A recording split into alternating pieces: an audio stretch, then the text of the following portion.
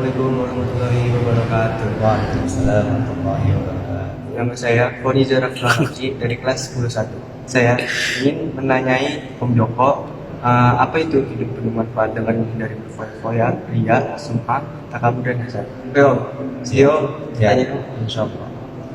Ya, jadi intinya bahwa kita memberikan manfaat kepada lingkungan di sekitar kita.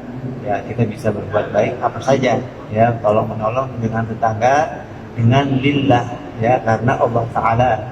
Ya, tanpa diiming-imingi. Ya, ikhlas lillahi Taala. Karena sifatnya apa? Ta'awanu 'alal birri wat taqwa.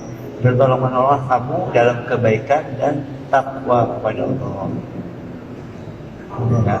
Dan selanjutnya Om, menurut Om Joko nih, apa arti hidup penuh manfaat? Nah, itu tadi. Jadi kita memberikan apa yang kita punya, apa yang kita miliki kepada tetangga kita, sama teman kita, ya. Jadi ibaratnya kita ya memberikan manfaat, ya. Ya, apakah itu berupa materi, barang ataupun yang lain, ya. Misalkan kita tolong menolong, ya, nasihatin temannya, yaudah yuk kita semangat. Nah, itu kan artinya kita memberikan manfaat kepada orang lain, ya, memberikan pinjaman, ya, dengan ketentuan-ketentuan yang ditentukan oleh agama, tidak memberatkan, ya, tetangga kita. Itu juga penting juga, ya. Terus pertanyaan selanjutnya Om, bagaimana cara Om Joko memaknai setiap aktivitas agar membawa kebaikan untuk diri sendiri dan orang lain? Oke, baik banget nih pertanyaannya, bagus ya. Jadi pertama niatkan, ya, semua aktivitas kita, kegiatan kita itu karena Allah, ya, karena kan Allah bilang tidaklah aku ciptakan jin dan manusia untuk beribadah. Nah, ibadah ini dalam Islam itu bukan hanya sholat, bukan hanya puasa, tapi semua pekerjaan aktivitas kita yang diniatkan untuk memberikan manfaat itu tadi, dan diniatkan karena Allah semata-mata, tanpa adanya perasaan ria, ya kan, sum'ah ataupun dikata, ya, oleh penilaian dari orang. Jadi memberikan manfaat kepada sama tetangga kita, kepada teman kita, seperti itu. Ya. Terus nih Om, pasti Om itu punya tokoh favoritnya di dalam Islam. Kalau Om Joko ini apa tokoh atau panutan yang menginspirasi Om Joko untuk hidup sederhana dan bermanfaat?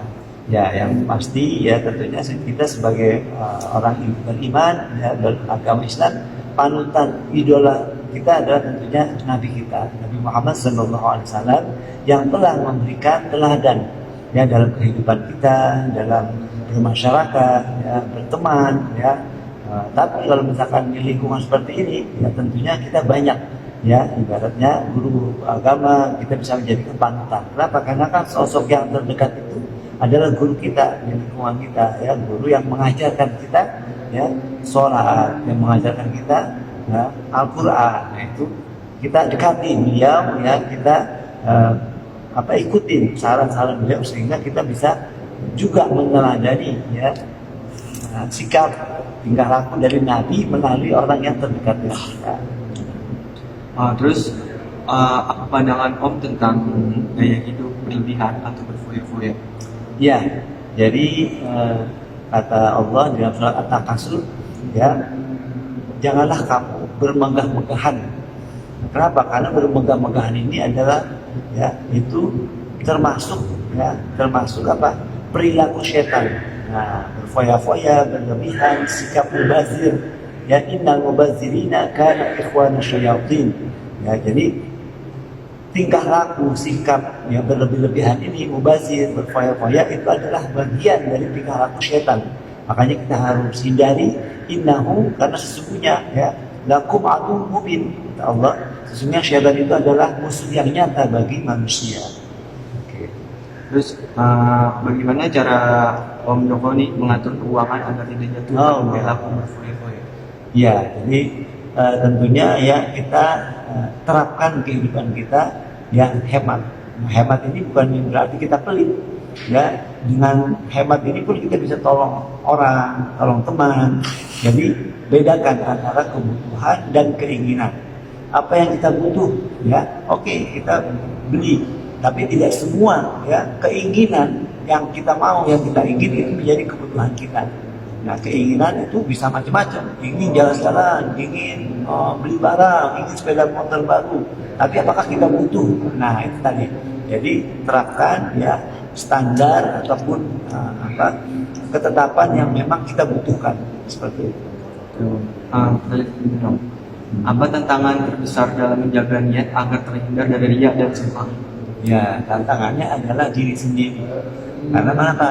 Karena manusia ini ya dibekali ataupun diberikan dua, ya, niat untuk baik dan niat untuk berbuat tidak baik. Nah, dua-dua ini ya, yang kedua itu tadi diiringi hawa nafsu. Keduanya ini ada di setiap orang. Ya. Nah, bagaimana kita yang mengelola ya, hawa nafsu ini supaya tunduk dengan perintah agama, sehingga pada saat kita berbuat baik, ya niatnya adalah menolong karena Allah Ta'ala. Tantangannya yang terberat adalah diri kita. Ya, jadi diusahakan kita mencoba diniatkan, ya diniatkan karena Allah SWT, karena kita diperintahkan Allah untuk berbuat baik, ya untuk agama kita, ya, diperintahkan oleh agama. Nah, itu tolak ukurnya adalah agama, ya nasihat ulama. Jadi tantangannya dari kita sendiri, hawa nafsu. Terus nih Om, bagaimana nih pandangan Om Joko terhadap sikap sombong atau merendahkan orang lain? Ya, jadi sombong ini adalah bukannya pakai pakaian baru, bukan pakaian HP baru, bukan. Sombong adalah menolak kebenaran. Nah, tatkala kita punya teman yang dikasih tahu, sholat tuh, enggak, buat apa sholat? Nah, berarti dia telah termasuk orang-orang yang sombong. Kenapa? Karena sholat itu adalah buat kebaikan kita, berbuat baik. Nah, tapi dia menolak. Nah, tantangannya adalah bagaimana kita supaya bisa menerima ya kebenaran tanpa melihat siapa yang bicara. Nah, itu ya. Jadi katakan ataupun lihat apa yang dibicarakan, jangan lihat siapa yang berbicara. Nah, itu. Jadi lebih kepada makna pembicaraannya, bukan siapa. Nah, itu kan ya. Terus nih, menurut Om, apa dampak buruk dari sifat iri dan dengki terhadap kehidupan seseorang? Ya, pasti karena kan iri ini kan sangat tercela ya. Iri itu hanya boleh dua. Iri terhadap orang yang diberikan duit banyak, harta banyak, dia bersungguh-sungguh mengamalkan untuk kebaikan. Kita boleh iri. Nah, yang kedua punya ilmu banyak, ya diamalkan. Nah, kita boleh iri. Selain dua itu kita nggak boleh iri. Kenapa? Karena iri ini membuat ya amal kita itu amalnya menjadi kosong. Ya, kenapa? Karena kita dihinggapi oleh rasa iri, hasad.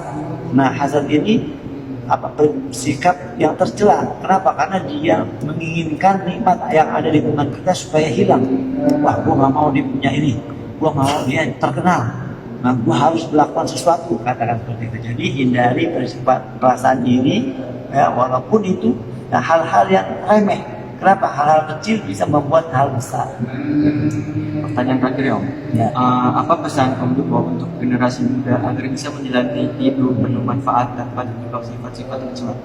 Ya, jadi tentunya ya, yang pertama adalah kita harus ya berteman dengan teman-teman yang memang punya semangat yang sama dalam apa? Dalam memahami ya dekat dengan agama. Karena satu-satunya tuntunan ya untuk orang berbuat baik ya itu adalah agama. Jadi sering-sering ya punya teman duduk dengan orang-orang yang membawa kita kebaikan, ya ngaji, ya kan, taklim, itu kita supaya bisa melatih diri kita menundukkan hawa nafsu kita sehingga ego kita ya tidak bergejolak, ya tunduk dengan ketentuan-ketentuan agama. Itu saja. Jadi teman kita harus seleksi nih, ya lihat-lihat mana-mana yang membawa yang manfaat, ya bukan manfaat yang baik-baik untuk dunia. Ya, wah dia punya banyak duit, aku temenin lah. Wah dia mah nggak punya duit, oke terus, aku nggak mau teman. Nah, jangan seperti itu. Jadi mendorong kita untuk berbuat baik, ya semata-mata karena perintah tuntunan agama. Ya sama-sama, ayo sama-sama kita saling menolong. Ya, wa ta'awanu 'alal birri wat taqwa. Ya, wa la ta'awanu 'alal itsmi wal 'udwan. Gitu. Jangan tolong-menolong dalam kejahatan. Gitu. Dalam keburukan, tapi tolong menolong dengan kebaikan dan hal-hal yang mendekatkan kita dengan ketakwaan tadi. Takwa apa? Taat, qana'ah, ya wa'u barok, ya hanya adil. Ya adil dengan teman kita harus adil. Ya seperti itu. Insya Allah. Itulah wawancara kami. Semoga apa yang tadi dijelaskan oleh Ustadz Joko ini bermanfaat bagi kalian. Sekian video wawancara dari kami. Assalamualaikum warahmatullahi wabarakatuh.